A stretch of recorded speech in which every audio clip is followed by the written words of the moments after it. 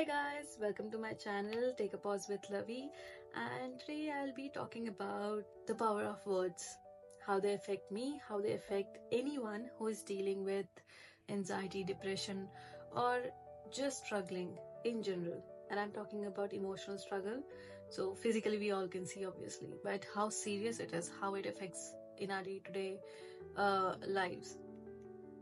So once I was traveling to my college, and a friend of mine who was also with me in the tube just randomly said, and I quote, "Love, you like to be sad.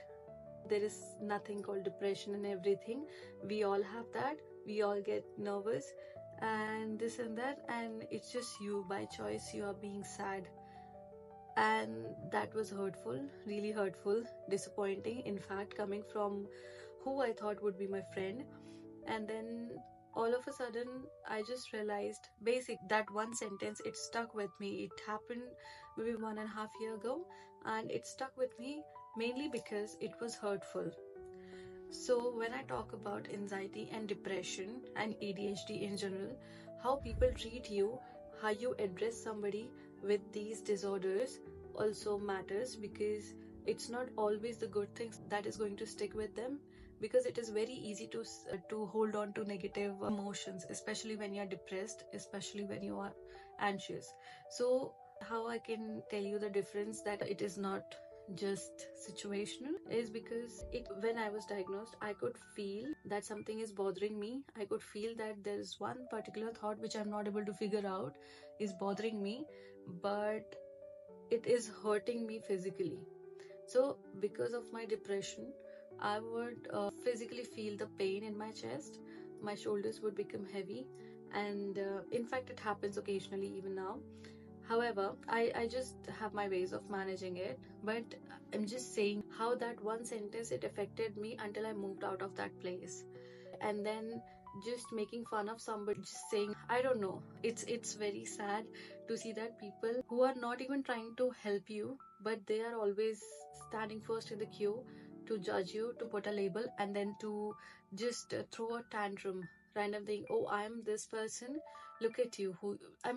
I just don't find it valid. I don't find it reasonable, because it is not fair. You don't know what the other person must have gone through in their life, and then all of a sudden you are just saying something that you're gonna say. Somebody gathers up the courage. Say, if I were to face that person today, I would be saying, yes, it was hurtful, but do you see, it took me a long time to come out of that self-guilt and self-criticism, where I would always be like, yes, maybe it is me, it is not somebody else.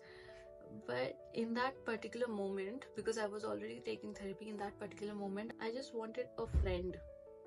I just wanted a person not to stick by my side all the time, just somebody who would listen, or if at least just exist, if you're existing in my proximity, just be there, not judging me. As simple as that, because one thing leads to another thing. Today you might be saying, let's say someone is dealing with depression, you just call them, he's a depressed person, or he's a person with depression. So these two terms might mean similar, but the way you say it makes a huge difference. So when you say a person with depression, which means you are acknowledging a person first, and then you are trying to understand, if not fully understanding, at least you are making an effort to acknowledge that yes, they have this condition. While you say, oh, he's depressed, it is more like you're mocking them. It is more like you don't care. And for some reason, even if you're trying to give solution, maybe just ask the person before if they are in right mind to listen to you. Because I have experienced this so much in my life, where I'm like, I know the solution. I know when I have a problem, most of the time I know the solution. It's only when I ask, please help me out, that's when I need solution. But some people, they just like to give you unnecessary advices. No, just be there. Just listen. I know the solution. I'm trying. I'm managing my thing. I live all by myself and I'm managing it. But all you have to do is, if you want to be part of my life, at least I have made this boundary, and it makes me feel lonely at times, because otherwise I know if I listen to people more, I would go in severe depression. And let's just keep it to mild for now, because I can't go to therapist again. at least not now. So just if you can't do something good, just don't do anything. That's what I mean. And I'm like, when I hear people say this, oh, I had that, don't make fun of it because you don't know. Because for me, it is very severe.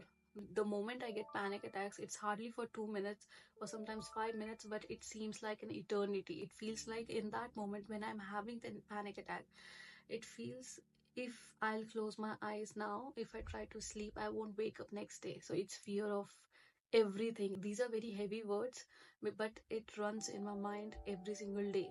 And I try to stay away from them.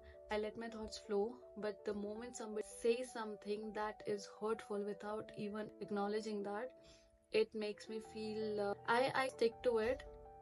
And then it takes a lot of time to get over it. So yeah, this shouldn't be happening.